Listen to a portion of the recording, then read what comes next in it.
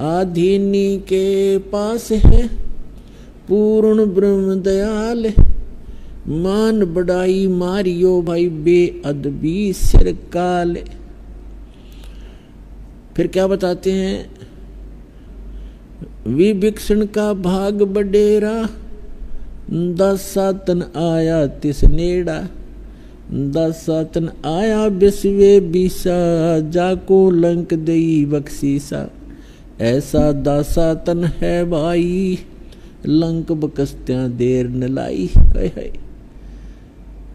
अब देखो, हम निमित्त बना देते हैं, राम ने विभीषण को राज दे दिया। राम ने विभीषण को क्यों दिया और को ना दिया? क्योंकि विभीषण परमात्मा की सतभक्ति कर रहा था और वहां की जनता को एक अच्छे राजा की आवश्यकता थी जो भगवान से डरने वाला हो। तो परमात्मा की भक्ति करता था, सतपुरुष की विभीषण। तो सब माहौल, सब कारण करे करावे साइया, मन में लहर उठा और दादू सिर दर्जीव के वो आप बगल हो जा। तो यहाँ गरीबदास साहब जी बता रहे हैं कि विभीषण का भाग बडेरा, बड़भागी था वो, जिसके दासातन आया तिसनेरा, उसकी आधीनी आई उसके अंदर। और कहते हैं दासातन आया विश्वे बीसा, अर्जा को लंक देई बख्शीसा।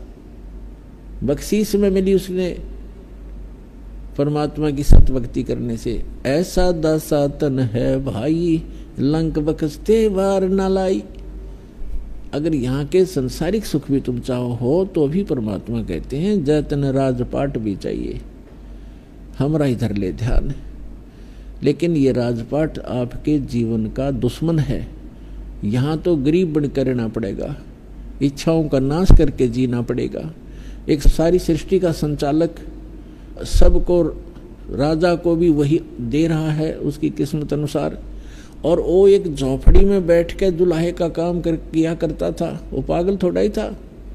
जो परमात्मा, जिसको हम एक धानक दुल्हा कहा करते, कवि कहा करते थे, और जिसके निमित्त 18 लाख व्यक्ति आ गए और उन 18 लाख व्यक्तियों को मोहन भोजन खिलाया 3 दिन, और एक एक असर फिर एक दौर दिया उस झोपड़ी में बैठे ने। वो दुल्हा था, वो तो परमपिता थे, सारी सृष्टि के संचालक थे। लेकिन वो लीला क्यों कर रहे थे कि आपको जीने के लिए, इस भक्ति प्राप्ति के लिए, परमात्मा प्राप्ति के लिए, मोक्ष कराने के लिए ऐसे जीवन जियो जैसा मैं था। भगवान की रजा में राजी रहे, जो दे उसने खावे, और घनी इच्छा नहीं रखे।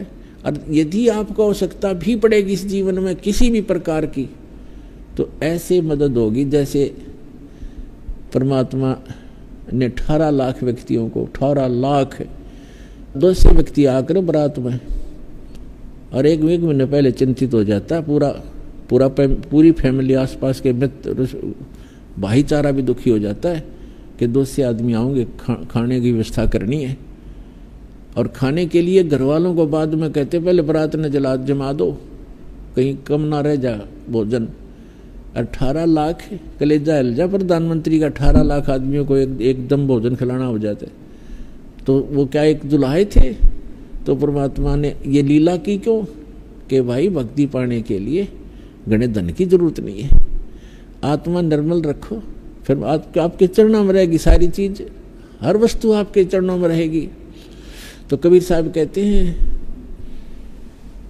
कबीर सब जग निर्धना, धनवंता ना कोय, धनवंता सो जानियो जिस पर राम नाम धन होए।